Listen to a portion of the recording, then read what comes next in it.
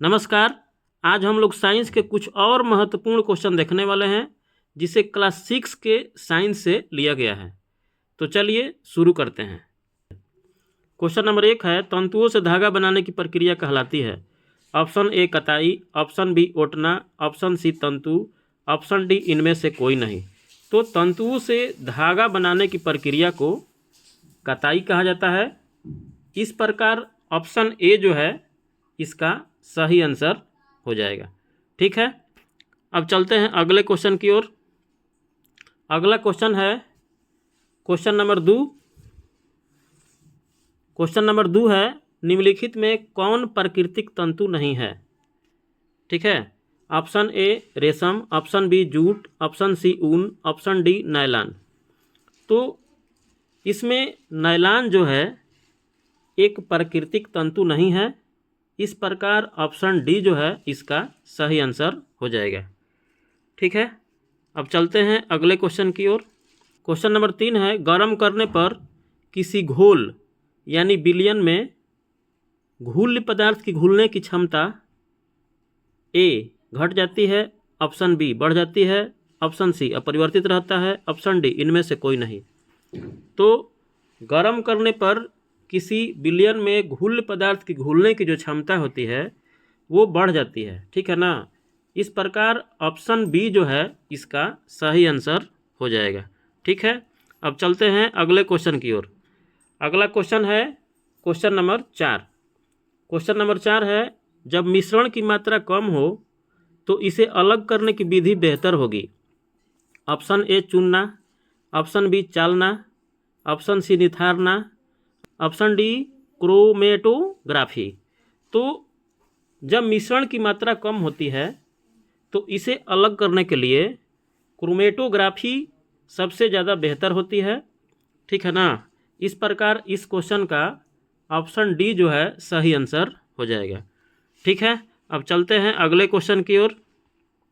अगला क्वेश्चन है question number 5। Question number 5 है, वह ठोस पदार्थ जो ठोस से सीधे गैस में परिवर्तित हो जाता है उसे क्या कहते हैं। ऑप्शन ए बर्फ, ऑप्शन बी जल, ऑप्शन सी कपूर, ऑप्शन डी दूध।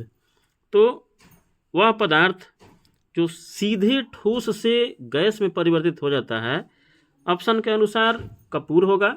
ठीक है ना, जो सीधे ठोस से गैस में परिवर्तित हो जाता है। इस प्रकार क्वेश्चन नंबर 5 का ऑप्शन नंबर सी जो है सही आंसर हो जाएगा। ठीक है, अब चलते हैं अगले क्वेश्चन की ओर। अगला क्वेश्चन है क्वेश्चन नंबर 6। ऐसा फूल जिसमें पुंकेसर और स्त्री केसर दोनों हो उसे क्या कहते हैं। ऑप्शन ए द्विलिंगी फूल, ऑप्शन बी मादा फूल, ऑप्शन सी नर फूल, ऑप्शन डी अलिंगी। अलिंगी फूल में न तो पुंकेसर होता है और न ही स्त्री केसर होता है। और नर फूल में क्या होता है कि केवल पुंकेसर होता है, स्त्री केसर नहीं होता। और मादा फूल में क्या होता है कि इसमें केवल स्त्री केसर होता है, पुंकेसर नहीं होता। और द्विलिंगी जो फूल है उसमें पुंकेसर और स्त्री केसर दोनों होता है। इस प्रकार क्वेश्चन नंबर 6 का ऑप्शन ए जो है सही आंसर हो जाएगा। ठीक है, अब चलते हैं अगले क्वेश्चन की ओर। अगला क्वेश्चन है क्वेश्चन नंबर 7 है, कम ऊंचाई वाले ऐसे पौधे जिनका तना हरा और कोमल हो कहलाता है। ऑप्शन ए साग, ऑप्शन बी झाड़ी, ऑप्शन सी वृक्ष, ऑप्शन डी इनमें से कोई नहीं। तो जो वृक्ष होता है उसका तना जो है सख्त होता है, भूरी छाल वाला होता है और मोटा होता है, तथा इसकी शाखाएं जो होती हैं तने के ऊपरी भाग से निकलती है। और जो झाड़ी होता है उसका तना सख्त होता है, पतला होता है और काष्ठीय होता है। ठीक है ना, और शाखाएं जो होती हैं तने के आधार से अधिक संख्या में निकलती हैं। और जो शाख होता है इसकी ऊंचाई जो है कम होती है। ठीक है ना, और जिनका तना जो है हरा होता है और कोमल भी होता है। ठीक है ना, इस प्रकार क्वेश्चन नंबर 7 का ऑप्शन ए जो है सही आंसर हो जाएगा। ठीक है, अब चलते हैं क्वेश्चन नंबर 8 की ओर। क्वेश्चन नंबर 8 है, झकड़ा जड़ का दूसरा नाम है। ऑप्शन ए मूसला जड़, ऑप्शन बी रेशेदार जड़, ऑप्शन सी ए और बी दोनों, ऑप्शन डी इनमें से कोई नहीं। तो झकड़ा जड़ का दूसरा नाम रेशेदार जड़ है, ठीक है ना। इस प्रकार इस क्वेश्चन का ऑप्शन बी जो है सही आंसर हो जाएगा, ठीक है। अब चलते हैं अगले क्वेश्चन की ओर। अगला क्वेश्चन है question number 9।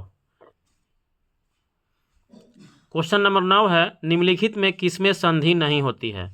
Option A Tilchatta, option B घोंघा, ऑप्शन सी कुत्ता, ऑप्शन डी मानव।